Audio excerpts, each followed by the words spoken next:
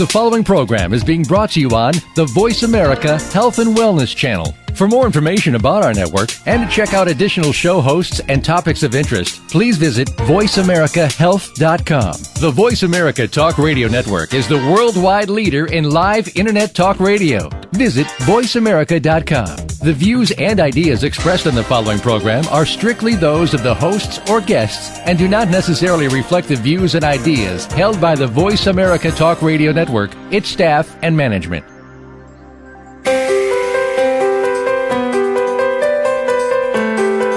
Welcome to Busy, Stressed, and Food Obsessed with host and author of the award-winning book of the same name, Lisa Lutan. Lisa has amazing tips to help you slow down, get healthy, manage your time, improve your relationships, and deal with stress. Now, here is Lisa Lutan. Hey everyone, it's Lisa, and welcome to Busy, Stressed, and Food Obsessed Radio, where you're introduced to my favorite health and wellness rock stars. Plus, you get tips that you can start using right away to feel healthier and happier. Today's show is incredibly special for me. I'm going to be chatting with my hero, Geneen Roth. Although Geneen doesn't know it, through her books and workshops, she has been my teacher and mentor for many years, and no doubt to many other health coaches as well. Over the last 30 years, Geneen has worked with hundreds of thousands of people to help them transform difficult relationships with food and life. Her pioneering approach outlines the link between compulsive eating and perpetual dieting with deeply personal and spiritual issues that go far beyond food, weight, and body image. She's the author of 9 books, including the #1 New York Times bestseller, Women, Food, and God, and has appeared on just about every show you can imagine, from Oprah, Good Morning America, and every single other one out there. And her work appears in every magazine and newspaper as well. Personally, I was lucky enough to attend one of Geneen's retreats at Kripalu, and I can honestly say it was life-changing. So it is truly an honor to say, Geneen, welcome to the show. Thank you. Thank you, and thank you for telling me that about Kripalu. I love hearing that. Oh, it was great, and we can talk more about your retreats a little bit later in the show. But I like to start asking every guest my same Lisa 5 Ask Every Guest questions. So #1, what did you have for breakfast today? I had a lot of vegetables and 2 poached eggs. Yum. What is your favorite form of exercise? Oh, by the way, with a lot of ghee in it, clarified butter, and salt. It's very important to add that. Yes, we need our fats, absolutely. Yes, we do. What's my favorite form of exercise? I'd say there are 2 forms. I love hiking. We live, near some gorgeous hikes. And also, I do some lightweight training every day at home, just with free weights. And I love that because of how strong I feel. What's a habit you're trying to either break or add to your life? A habit that I'm trying to break or add, I would say catching my loop of negative thinking that seems to be a default of mine. It's where my mind automatically goes. Catching it when it starts and either questioning my thoughts or disengaging from them. That's definitely something I work on every day. That's a great one. How do you spend the first hour of your day? First hour. Well, I meditate, and I have my own version of meditation, which I do lying down in bed when I open my eyes. So I spend probably anywhere from 20 minutes to half an hour doing that, sensing my body, just sort of feeling the life force, noticing my thoughts, like that, putting a lot of practices I've learned over the years together. Then usually my husband is up before me, so then I go find him. He's usually working. We both work at home, and he's in his office, so I go find him, and we either sit down and just talk to each other about our dreams or thoughts or whatever on our minds, or we cuddle. So that's the first hour. Oh, yeah, and playing with our dog, Izzy. That's very important. Yeah. I try to have that first hour be like a guide, a compass, aligning myself in a direction that feels life-giving and positive daily. So, it's just setting, the day right from the beginning. It's a beautiful way to start your day. My last question is, who is someone in your life that inspires you? Oh, wow. It's really hard to narrow that down to one person, so I'm not going to. I would say the two main people that inspire me. My husband, because he's so, he's funny, and he just has a brightness to him that sort of like I feel so lucky that he shines it on me as well as many other people. And I would say the second person, but it's more like a group of people that inspire me, are the spiritual teachers I've had, and I've had many. And so I think about them, and they're with me all the time, and they are inspirations for me because of how I see they've lived their lives. They walk their talk. I'm inspired just hearing that. You'll have to tell us later who those spiritual teachers are. I'm truly intrigued. If you want to share any, please do. You're going to ask me that later? Or yes. Well, let's talk about that right now, actually. Who are some of those spiritual teachers?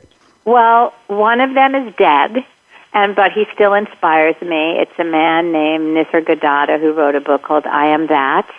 Another one of them is dead, Stephen Levine, who's a Buddhist teacher. He was one of my first teachers that I ever had when I lived in Santa Cruz. And I read his books, and I went to his workshops, and he just was quite inspirational to me about forgiveness and pain and things like that, turning the mind around from its usual tracks, which I told you at the beginning I'm still doing. Eckhart Tolle is another teacher of mine. I had a conversation with him a couple of years ago, and I had the good fortune of spending a couple of days with him and saw again how he walked his talk and the peace and the clarity and the stillness with which he approached everything, even ordering food in a restaurant.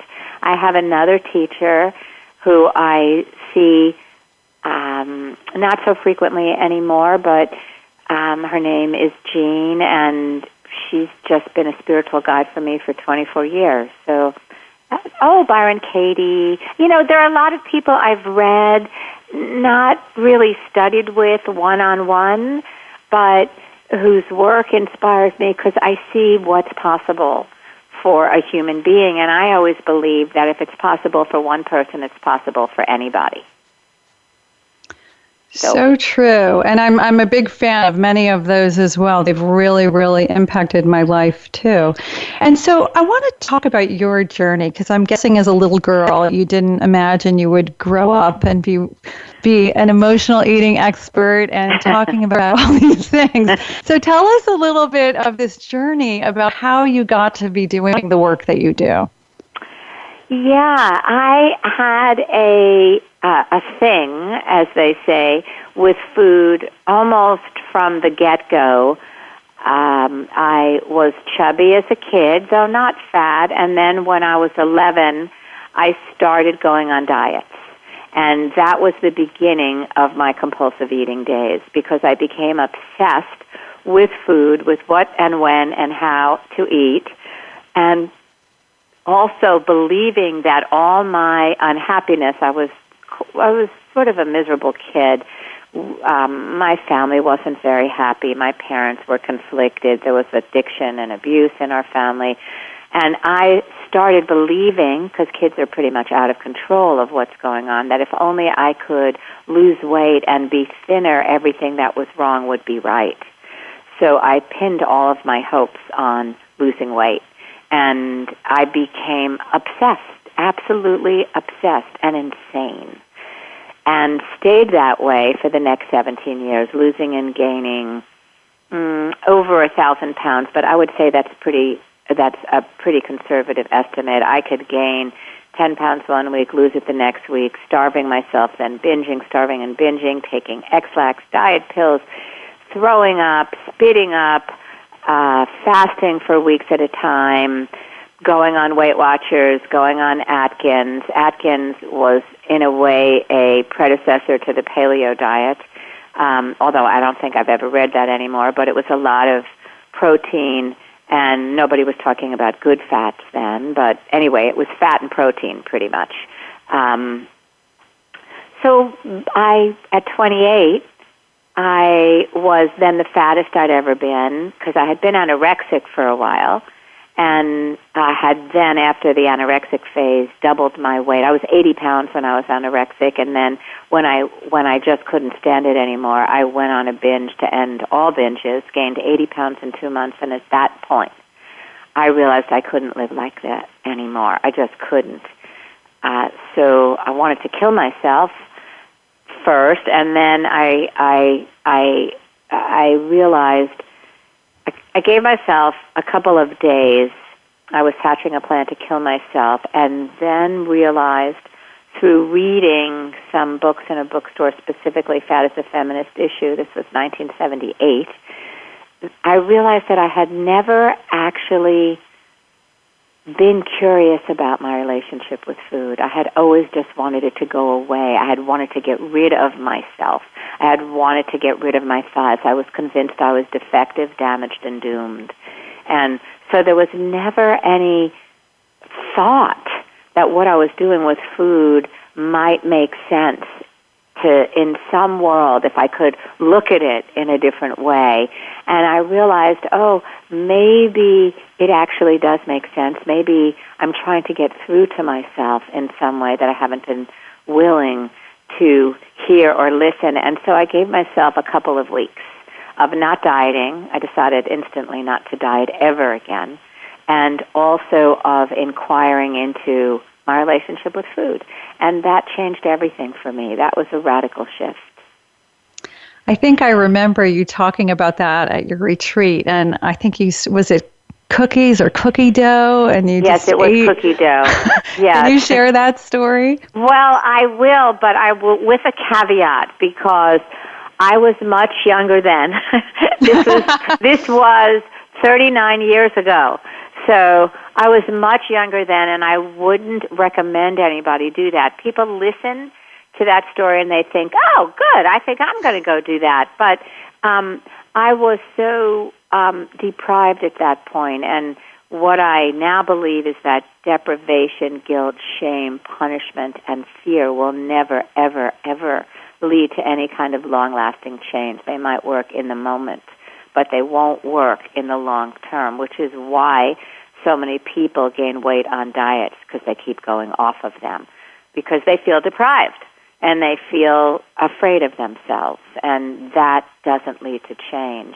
In my own case, the only way I could think of to break out of what I was doing with food was to do the opposite. And although I had been binging for months, 2 months before that, during which I had gained 80 pounds, I had always felt ashamed and guilty and like I didn't deserve to live, really. And I certainly didn't deserve to eat food in front of God and everyone.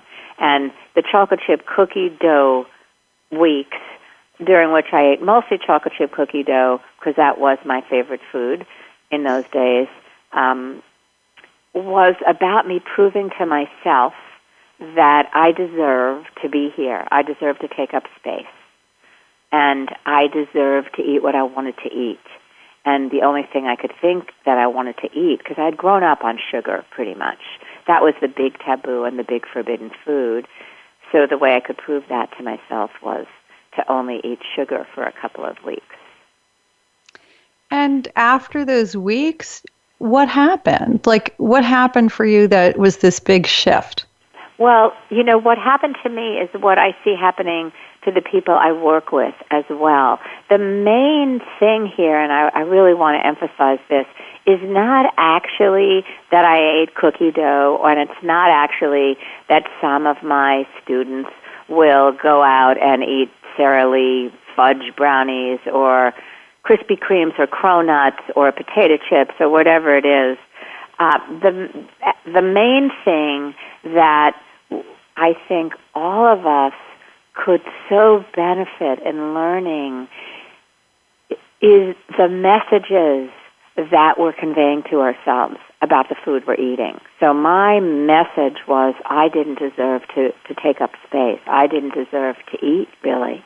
And I certainly didn't deserve to eat what I wanted to eat and even take the time to decide what that was. And that's what I see with my students as well, that when they give themselves permission to be themselves, it's not just eating what they want to eat, because eating is only an expression. What you eat is really only an expression of the way you treat yourselves. Or the way we treat ourselves. I often say we eat the way we live, and many people don't understand that. It makes it sort of, yeah, right, we eat the way we live. Huh? What do you mean? And it's that our eating is an expression of thoughts that we have, beliefs we have, like I don't deserve to be here, or I can't have anything I really, really want. I'm a failure in work, or I'm a failure in relationships, and therefore I might as well, be able to do one thing that brings sweetness in my life, which is to eat. It's not so much the food that we need to examine, although, yes, what we eat does matter because of the effect it has on our bodies.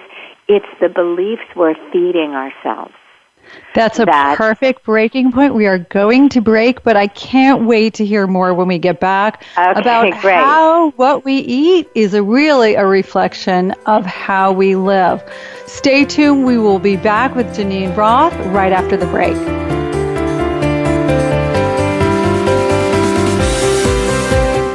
A fresh look at today's health. Voice America Health and Wellness.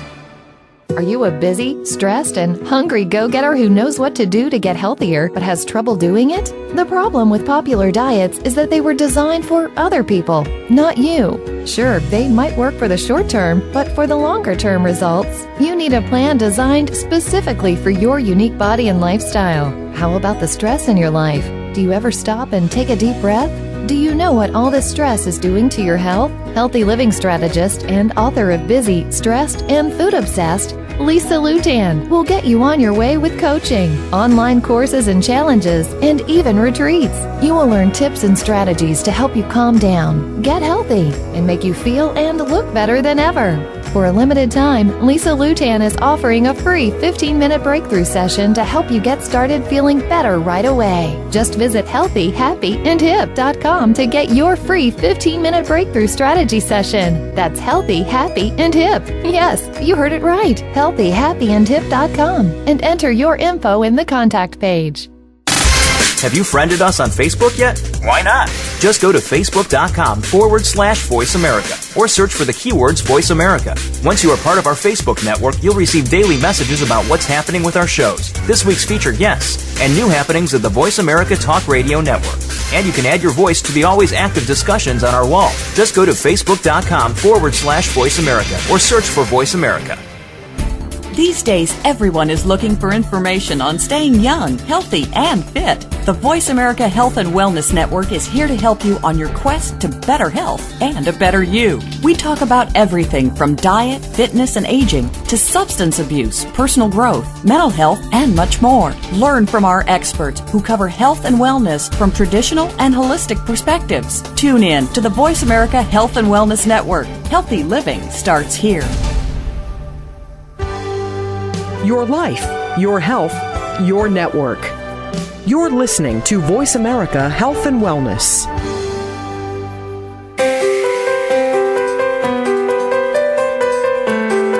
You You're listening to Busy, Stressed, and Food Obsessed. To reach the program today, please call 1-866-472-5792. Again, that's 1-866-472-5792. Feel like sending an email instead? Send it to Lisa at healthyhappyandhip.com. Now, back to Busy, Stressed, and Food Obsessed. Here again is Lisa Lutan. Welcome back to the show. I'm here with Geneen Roth, and we are talking about food and how food is a reflection of our life. So, Geneen, you were starting to explain to us how food is so much more than just what we eat, how it really is important to take a look at it and start understanding our life. So, one of the things you've been talking about lately is these keys to making shifts with food, and I'd love to hear your thoughts on that. Yes. How this came about is that I've been teaching retreats for years, and some of my longtime students who have completely resolved their issues with food and have started working on other areas of their lives using the same principles that I've taught at the retreats have shown me what these three keys are. So I've watched them and how they've changed, and I've seen what they've done. What are the key shifts in their lives that they've made to transform their relationship with food and their lives, their belief about themselves?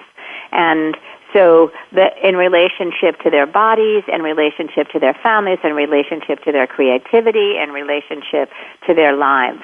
And so what I've seen is the first one is about reclaiming or owning the connection with your own body. Now, a lot of people don't like it when I say this because their first response is, my body is the least interesting thing about myself. I don't like my body. I don't want it. This is the source. My body is the source of pain for me. My thighs are too big. I have chicken wing arms.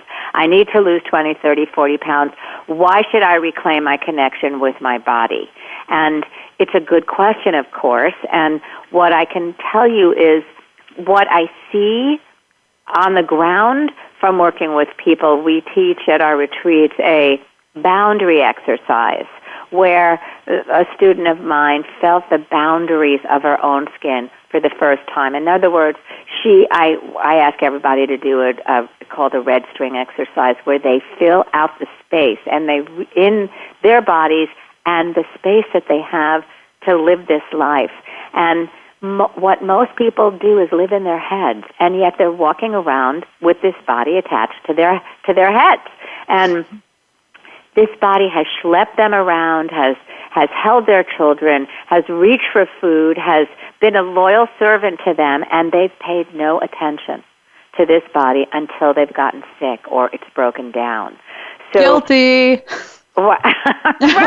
I realized, a couple of years ago, I broke some vertebra in my back, and I realized that, wow, I had not really paid attention to my back. I knew my back was in back of the front, and I knew it was back there, but I realized, and I have since written about this, that I was kinder to my jade plant than I was to my body. I treated my cell phone better than I treated my body. I kept my cell phone out of the heat. I recharged it when it was, quote, tired. I made sure that it was clean and, it was kept in its case. I always knew where it was. Now, of course, you can't lose your body, but you can sort of lose connection to your body. Most of us don't rest when we're tired. We don't eat when we're hungry. We don't stop when we've had enough, and we don't feed our bodies foods that we love. We don't ask for touch when we need it. We don't ask for alone time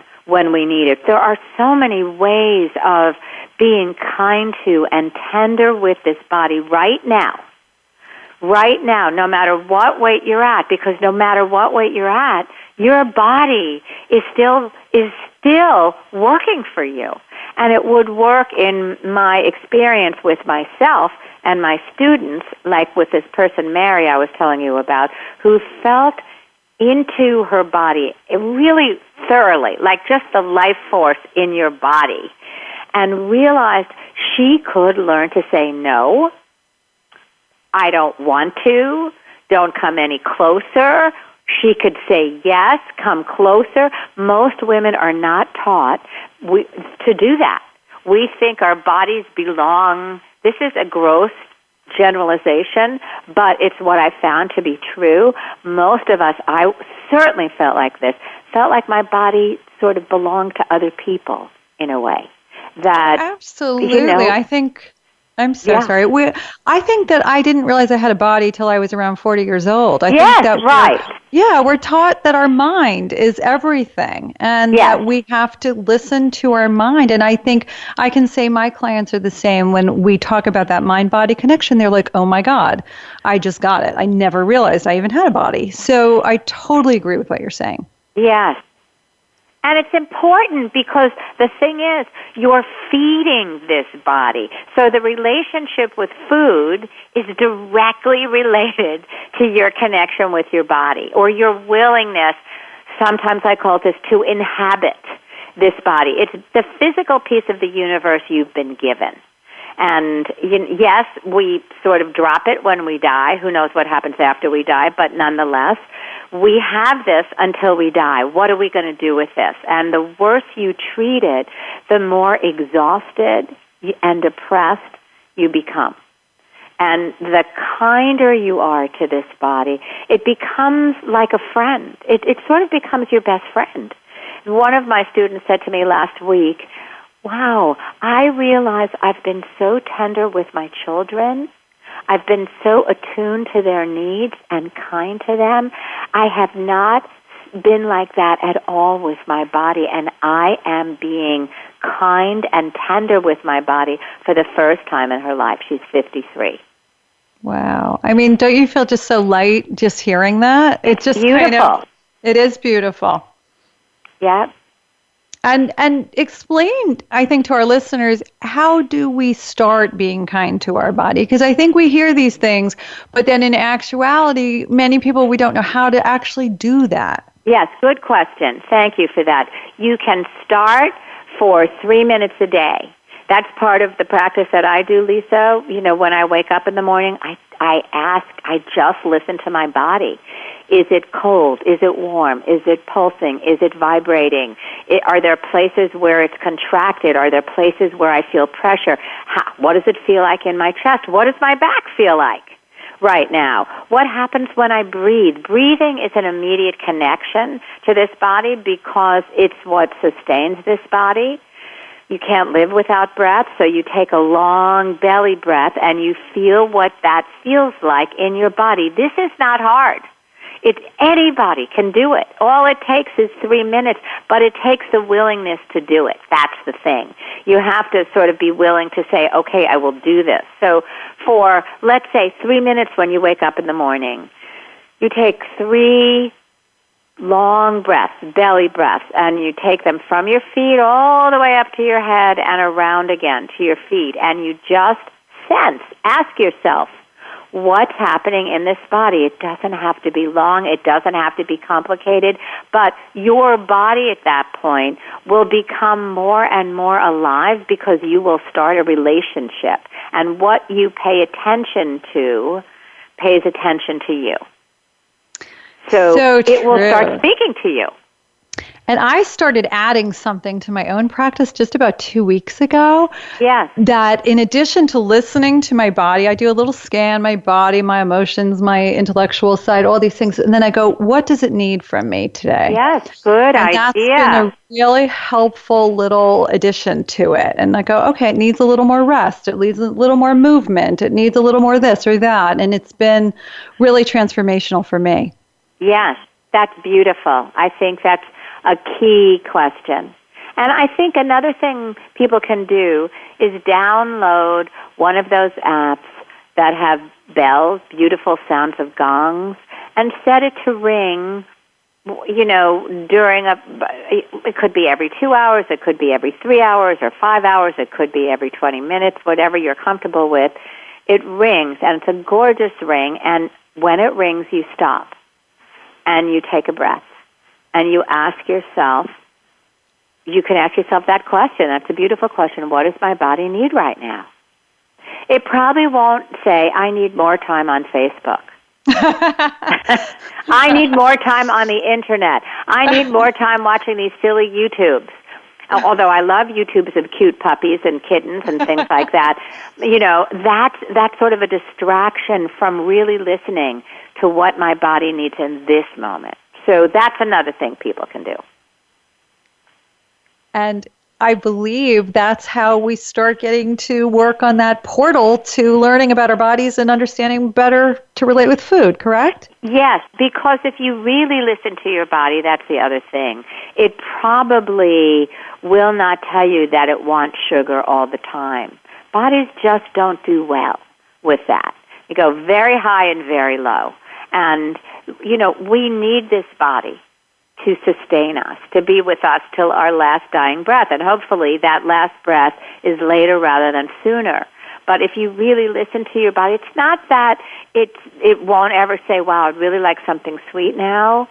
It won't say, I want something sweet all the time. I think a lot of times it'll say, I want a nap. A nap, being outside is a good thing, just going outside. Sometimes it will say, I want contact with another member of this human tribe, because we are members of a tribe, and there's comfort in contact. So, yes. So that goes into the second key, which is to learn how to, once you start being in connection, and these aren't particularly progressive, you can start anywhere. The second key is to be kind to the most awful, painful, shameful feelings and thoughts you have. Now, that sounds counterintuitive, but what I've learned is that when we bully ourselves, what happens is that we collapse, and we do the opposite.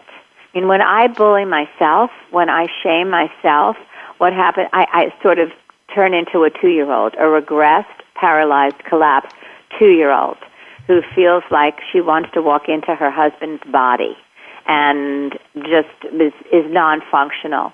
When I work with people about this, turning around this kindness that women in particular shower on other people, but not onto themselves, something in them flowers. Something in them relaxes. I'm thinking of another student of mine, and her name is Jody, and she has started this practice where she will turn to herself. We call it the Oh Sweetheart practice, and instead of saying, oh, darn, I can't believe let's just do something very basic here, tripped over that, and just, why didn't I see it? What's wrong with me? I can't believe I did that. She'll turn to herself and say, oh, sweetheart, I'm so sorry. You did that. Just in that moment, there's a turn from, oh, no, you dumb thing, to, oh, sweetheart, I'm so sorry. And so that, developing that kind relationship with oneself and being willing, this is counterintuitive, I know, but this is a radical shift to turn towards rather than away from the feelings that you think you could only get, if you would be fine if you could only get rid of. Those feelings, it turns out, all they want are to be recognized, like your body, just to be recognized. I'd love to share a quote of yours that I love. Yes. It's, for some reason, we are truly convinced that if we criticize ourselves, the criticism will lead to change. If we are harsh, we believe we will end up being kind. If we shame ourselves, we believe we end up loving ourselves. It has never been true, not for a moment, that shame leads to love. Only love leads to love. Yes. I actually put that quote in my book because I loved it so much. Oh, yeah, it's true. And that's the thing. It's so true. And I think most of us don't believe that. We really, really, really don't believe that. We really believe that if only we could shame ourselves enough, we would be wonderful, loving human beings. And what I say to people is the means cannot be separated from the end. The process is itself the goal. How you get there, and I put there in quotes, is who you will be when you arrive there. So if you shame, deprive, fear, and torture yourself, you will end up ashamed, deprived, afraid, and tortured. You might also be thin for 5 minutes, but you won't stay thin because you will be ashamed and afraid of yourself. So a lot of the work I do with people is to reverse the negative conditioning that we've grown up with in our culture and from our caretakers to, wow, turn around. There's a beauty to behold here. And that Galway Canal poem that I quote in Women, Food, and God, sometimes it's necessary to reteach a thing its loveliness. And that's what this process is, learning how to look at ourselves and behold the loveliness, which is a far distance, I know, from where most people are. And this Geneen, we're going to go to break right now, but when we come back, we're going to talk about that loveliness further. Okay. Stay tuned. I'm here with Geneen Roth, and we'll be back after the break.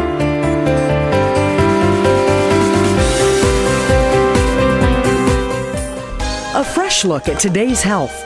Voice America Health and Wellness. Are you a busy, stressed, and hungry go-getter who knows what to do to get healthier but has trouble doing it? The problem with popular diets is that they were designed for other people, not you. Sure, they might work for the short term, but for the longer term results, you need a plan designed specifically for your unique body and lifestyle. How about the stress in your life? Do you ever stop and take a deep breath? Do you know what all this stress is doing to your health? Healthy living strategist and author of Busy, Stressed, and Food Obsessed, Lisa Lutan will get you on your way with coaching, online courses and challenges, and even retreats. You will learn tips and strategies to help you calm down, get healthy, and make you feel and look better than ever. For a limited time, Lisa Lutan is offering a free 15-minute breakthrough session to help you get started feeling better right away. Just visit healthyhappyandhip.com to get your free 15-minute breakthrough strategy session. That's Healthy, Happy, and Hip. Yes, you heard it right. healthyhappyandhip.com and enter your info in the contact page. Have you become a member yet? Sign up now to become a member of Voice America. It's always free and easy. Plus, you get to take advantage of some great member benefits. Get unlimited access to millions of hours of on-demand content across all of our channels. Keep track of your favorite episodes, shows, and hosts in your own customizable library. Find out what shows you might be interested in based on your favorites. Plus, you get insider access with our newsletter. Membership gives you more. Sign up at voiceamerica.com and click Register at the top right.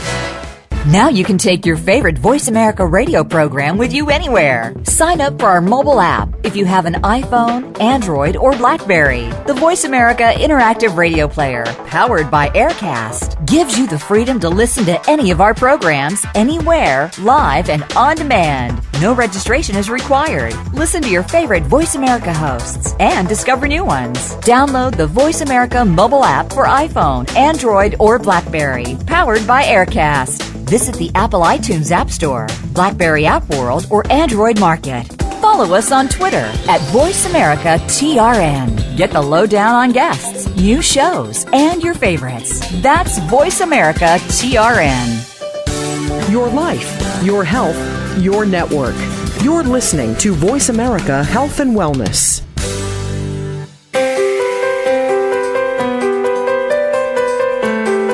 You are listening to Busy, Stressed, and Food Obsessed. To reach the program today, please call 1-866-472-5792. Again, that's 1-866-472-5792. Feel like sending an email instead? Send it to Lisa at healthyhappyandhip.com. Now, back to Busy, Stressed, and Food Obsessed. Here again is Lisa Lutan.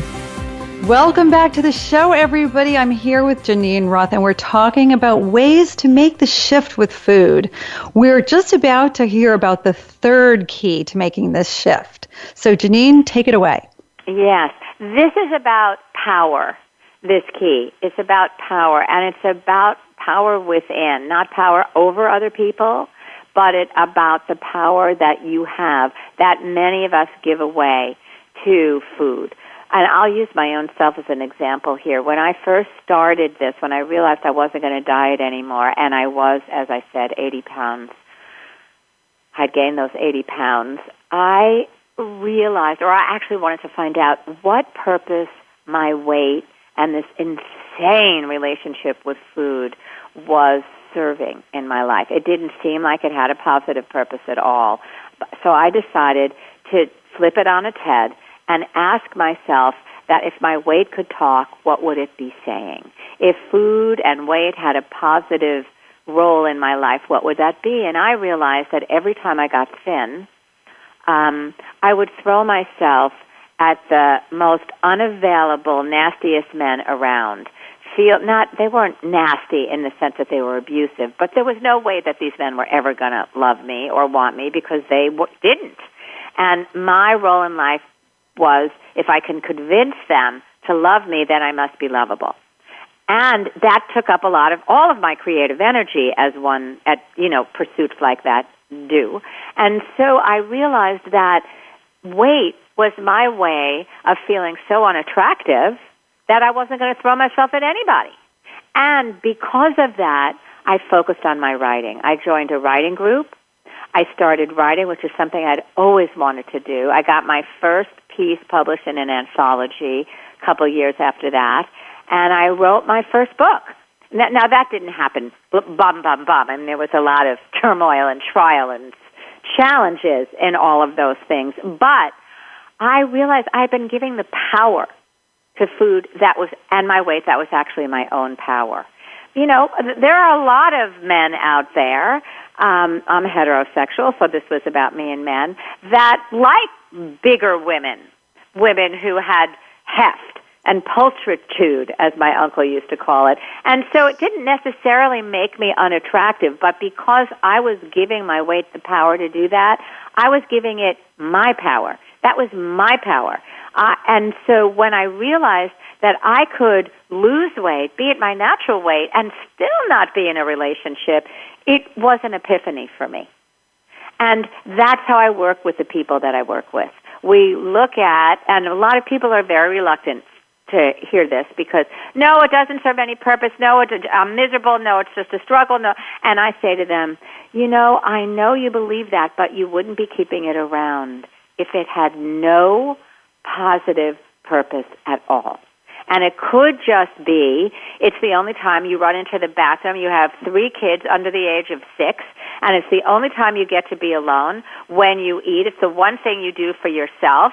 But how about running into the bathroom for a minute or 5 when you've got childcare and just sitting there and being by yourself? That's how a lot of moms get time by themselves. They go into the bathroom and they lock the door. Or stepping outside and taking a couple of breaths. There are many ways to do what we give power to food to do, and when you do it yourself, when you actually let yourself have your own power, and that's what we're talking about here, there's nothing like it.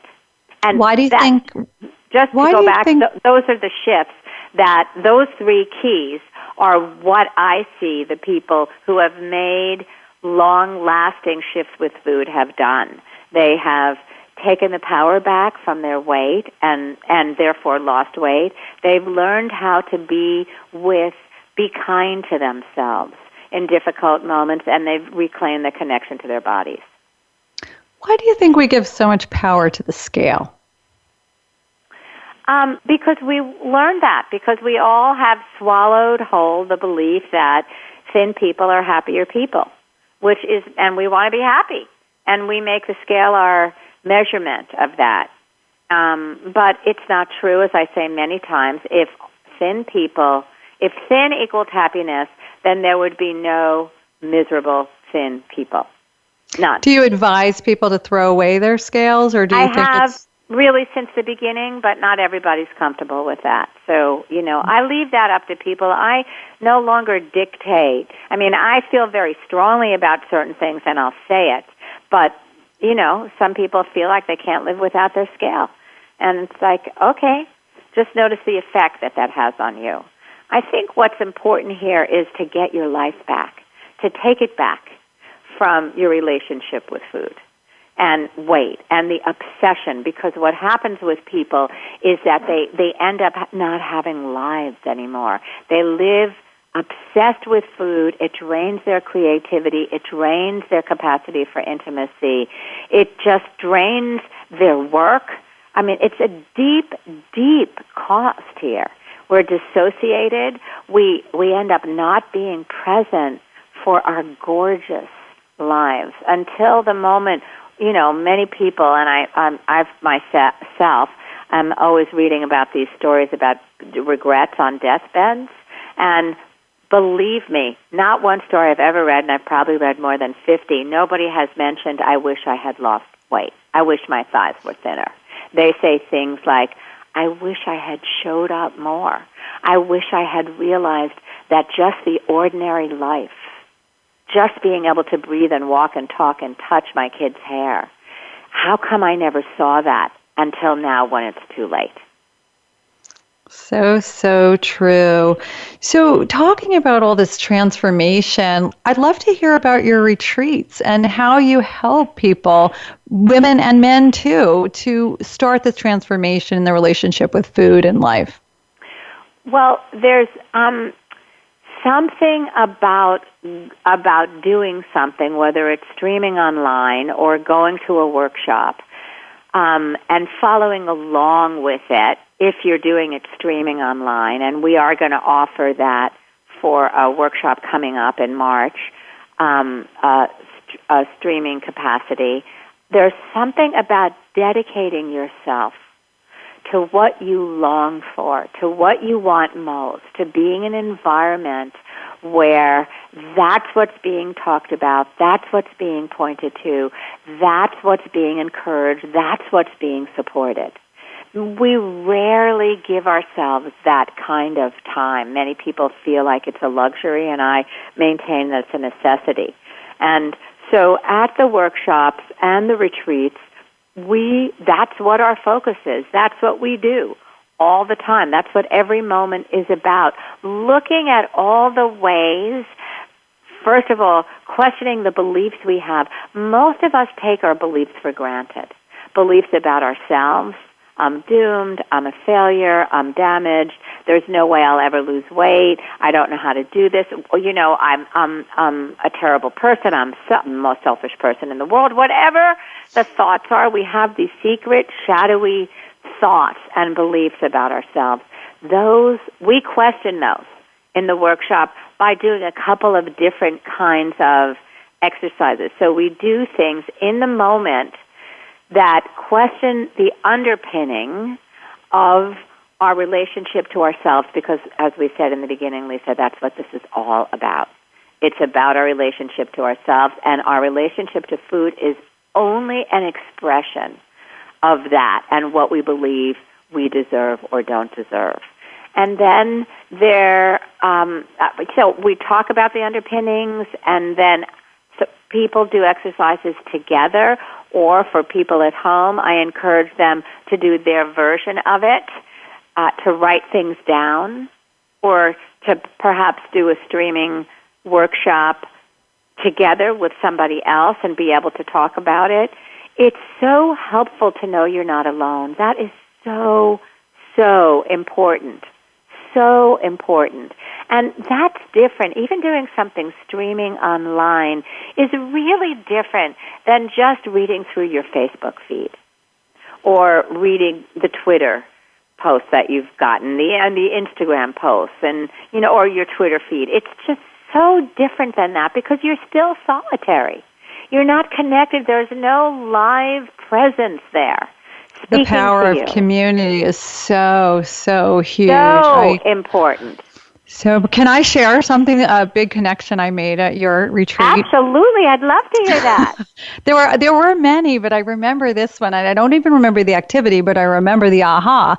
where I made this connection that I never was a big dinner person. Like I really don't love dinner as far as meals go. I prefer breakfast and lunch. And it was just kind of a pain. I'm always like, I don't want to go out to dinner, all this stuff. Well, sure enough, when I was growing up, the dinner table was really unpleasant. It was debate. Right. It was, there was shame. You felt bad. I hated it. And making that realization that dinner was not a pleasant experience for me and how that has morphed now as an adult was huge, really huge. Yes.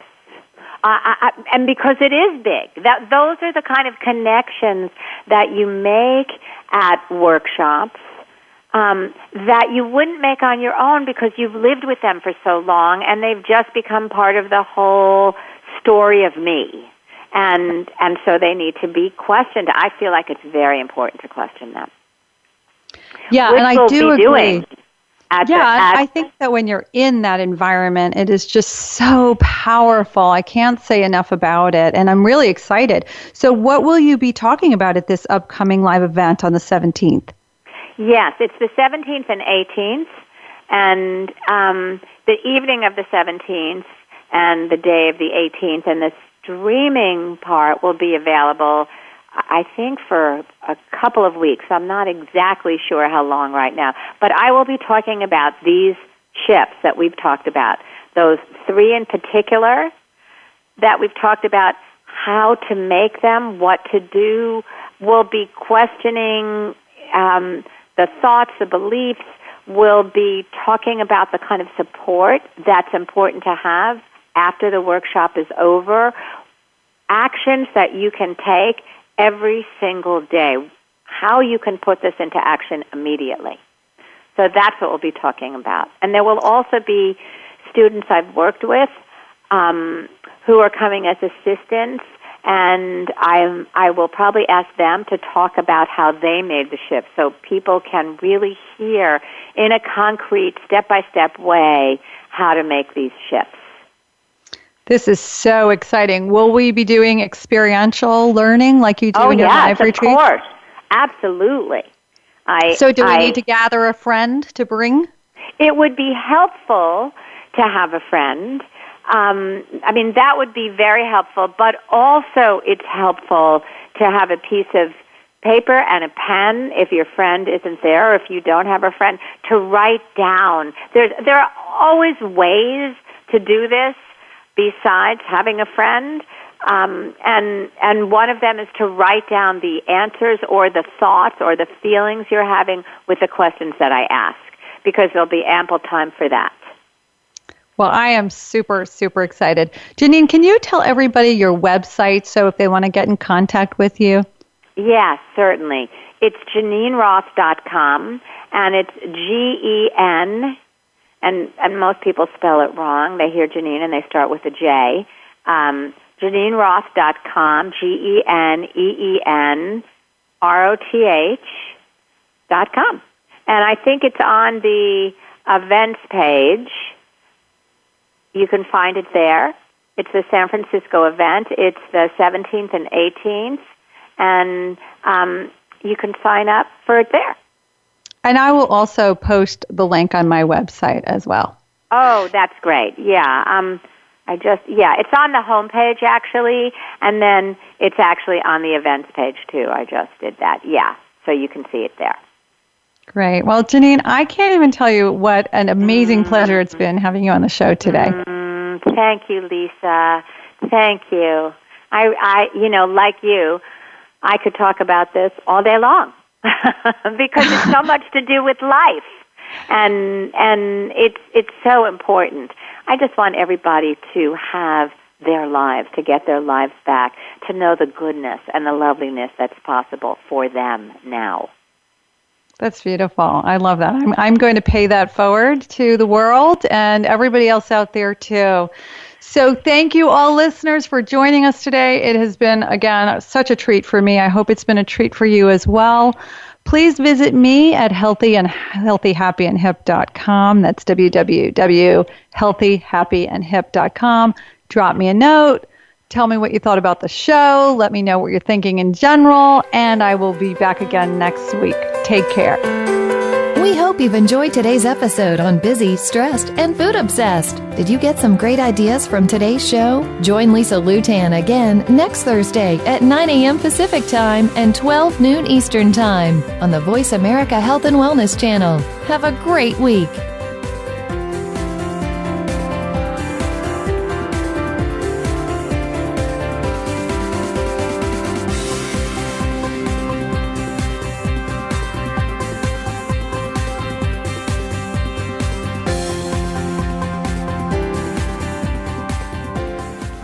Thanks again for listening to the preceding program, brought to you on the Voice America Health and Wellness channel. For more information about our network and to check out additional show hosts and topics of interest, please visit voiceamericahealth.com.